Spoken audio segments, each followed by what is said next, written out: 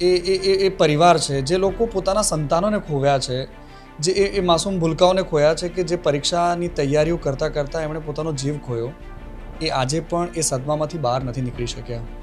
એમણે આ બધી જ ઘટનાઓને પોતાની આંખોની સામે જોઈ છે. કરો રાજનીતિ, તમારાથી જેટલી થાય એટલી કરો. વિપક્ષ, સરકાર, સંગઠનો, જેને જે કરવું હોય એ કરે. પણ એક બાપ, જેમ કહેવાય ને, ડૂબતો એ તણખલું ઝાલે, એક બાપ, એક મા, એક ભાઈ, એક બહેન કે જેણે પોતાનો આંખોની સામે રમતો દીકરો ખોયો હોય, એના માટે બધું જ ક્ષુણ છે, બધું જ ક્ષુલ્લક છે, તુચ્છ છે, કશું જ નથી એના માટે.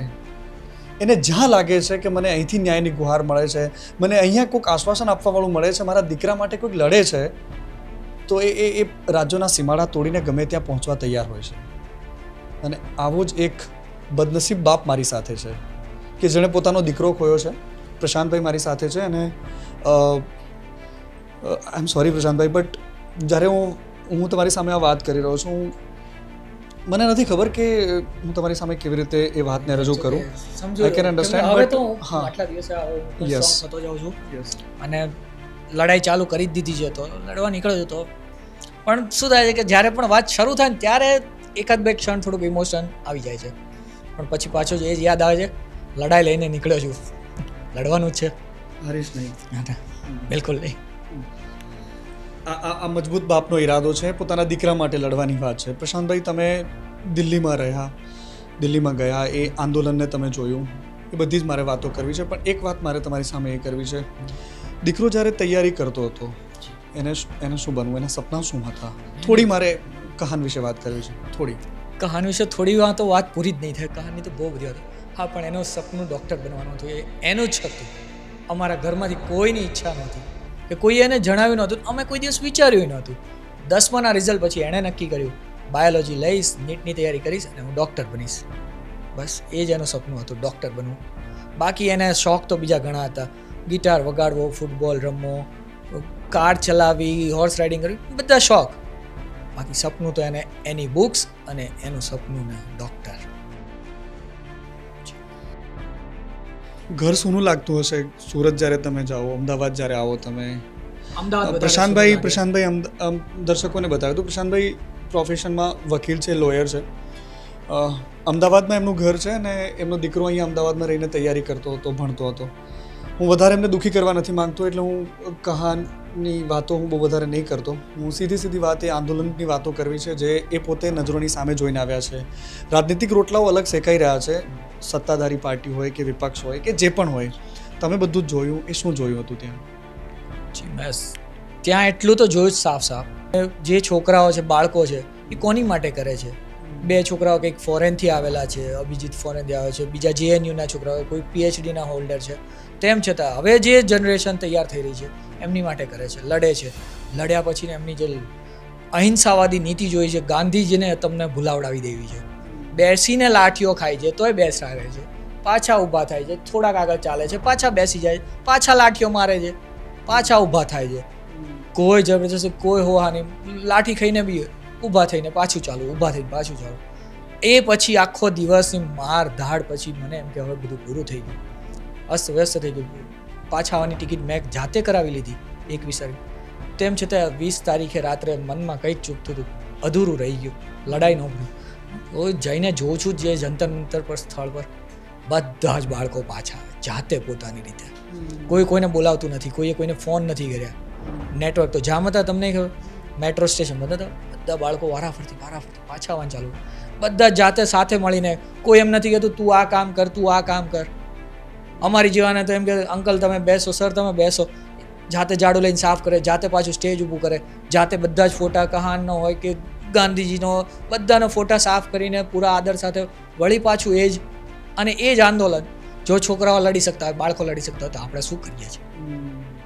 બાળકોને ખાલી આપણે થોડુંક નુકસાન થતાં જોઈને નાસીપાસ થવા લાગીએ, પણ બાળકો તો અડીખમ છે, માની ગયા ભાઈ બાળકો. તમે જ્યારે આ લાઠીચાર્જ થયો અને પોલીસ જે રીતે બેરહેમીથી છોકરાઓને મારતી હતી, ઘણા બધા વિડીયોઝમાં એવું પણ આવે છે ને ઘણા બધા કાઉન્ટર એવું પણ કરે છે કે પોલીસને પણ છોકરાઓએ માર્યા છે. તમે તો બધું આંખે જોયું છે, ત્યાં શું હતું? એ જે દિવસની અથડામણની વાત છે, જ્યારે બવાલ થઈ, આખી સંસદ સુધી આખી આ માર્ચ પહોંચી, ત્યારે શું થયું હતું? આખો દિવસમાં સવારના 9 વાગ્યાથી લઈને સાંજના 7-1 વાગ્યા સુધી હું રોડ ઉપર હતો. નથી હું જંતર મંતર સુધી પહોંચી શક્યો, નથી સંસદ સુધી પહોંચી શક્યો. પણ આજુબાજુના જેટલા પણ રોડ છે, સંસદ રોડ છે, ટોલ્સ્ટોય રોડ છે કે જનપથ રોડ છે, એ આજુબાજુના, હું દિલ્હીનો જાણકાર પણ એવા કંઈક રોડ્સ છે બધા. એ બધા રોડ ઉપર આમથી જાઉં તો ત્યાં રોકે, પેલી બાજુથી ફરીને જાઉં તો ત્યાં રોકે, બધે રોકતા. પણ ક્યાંય મેં એવું નથી જોયું કે કોઈ સ્ટુડન્ટ કે બાળક કે પબ્લિકે ફોર્સ ઉપર કે પોલીસ યુનિફોર્મ પર કોઈના પર પણ હાથ ઉપાડ્યો હોય કે એક પથ્થર પણ ફેંક્યો એવું મને ક્યાંય દેખવા નથી મળ્યું. હવે આ કઈ રીતના વિડીયો બનાવ્યા છે, બતાવ્યા છે અને ક્યાંના બતાવ્યા છે મને સમજમાં નથી આવતી. બેરિકેડ્સને ધક્કા માર્યા છે છોકરાએ, પણ હાથથી, ખુલ્લા હાથથી. પણ એ હાથથી બેરિકેડ્સને ધક્કા મારે તો વાગવાનું તો છોકરાઓને છે ને. અને એને ધક્કા માર્યા થોડા કહેવાય, એ ખાલી રસ્તો કરે છે બે બેરિકેડ્સની વચ્ચેથી આગળ વધવાનો રસ્તો કરવા જાય છે. ત્યાં એમના સામે બેરિકેડ્સ ખોલતા સામે તો લાઠી જ પડે છે, વળી પાછા બેસી જાય છે.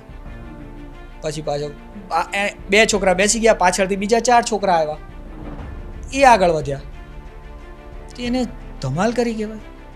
આજ તો આપણને ગાંધીજીએ શીખવ્યું હતું, અને ગાંધીજીને તો આદર્શ લઈને ચાલે છે દેશ. કોન્સ્ટિટ્યુશનમાં આપણો વિરોધ કરવાનો તો આપણને બાબા સાહેબે શીખવાડ્યું હતું, એનો વિરોધ કરવાનો છે. ભગતસિંહનું નામ લો છો તો ભગતસિંહની વસ્તુ, ભગતસિંહે જાતે પણ જ્યારે સંસદમાં બોમ્બ ફેંક્યો એમનું શું હતું, કોઈ પણ નિર્દોષને ઈજા ના થવી જોઈએ. રાત્રે બધું પતી ગયા પછી જ્યારે છોકરાઓ પાછા આવવાના ચાલુ થયા, ત્યારે ફોર્સ અને પોલીસવાળા જ્યારે રિટર્ન થતા હતા, એમને કોઈ દિવસ કોઈ વિરોધ તે દિવસે નહોતો કરેલો.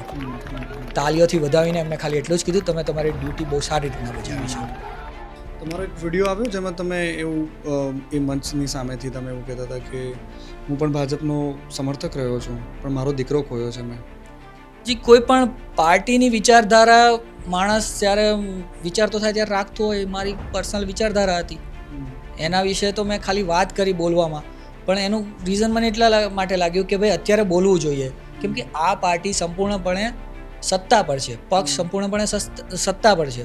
જે વિચારસરણીને હું અનુસરતો એ વિચારસરણીમાં મને અત્યારે હાલના વર્તમાન સમયમાં એ વિચારસરણીઓ ક્યાંય નથી દેખાતી. અને હવે નાનો છોકરો છે તો મને નથી ખબર પડતી કે આની આ વિચારસરણી હું આગળ વારસામાં આપી શકું કે ન આપી શકું. બહુ મોટી વાત કરી આ વાત. એક બાપ તરીકે આ શબ્દો બહુ અઘરા છે, કારણ કે કોઈ આંદોલનકારી જીવ આ પ્રકારની વાત કરી. Prashantbhai, thank you so much, તમને ટાઈમ આપ્યો, તમારી વાત રાખી. મૂળ વાત એ છે કે બહુ સરસ મજાની એક વાત એક કવિએ કરી છે, હિન્દી કવિએ. सियासत आवाम पर इस कदर मेहरबान है कि पहले आंखें फोड़ती है और फिर चश्मे दान करती है. પહેલાં બાળકોને માર્યા, મરવા માટે મજબૂર કર્યા. આ ભ્રષ્ટ વ્યવસ્થાના કારણે અનેક બાળકોના મોત થયા. કહાન જેવા દીકરાઓ જેમણે ઊંચા સપના જોયા હશે, ડૉક્ટર બનવાના સપના જોયા હશે, તોતિંગ ફી ભરવા માટે બાપનું કલેજું તૈયાર થયું હશે, એટલી મોંઘીદાટ શિક્ષણ વ્યવસ્થામાં એમણે પેટે પાટા બાંધીને પણ એ બાળકોને ભણાવવાના સપના જોયા હશે, એ તમામ સપનાઓ પર પાણી ફેરવી નાખ્યું.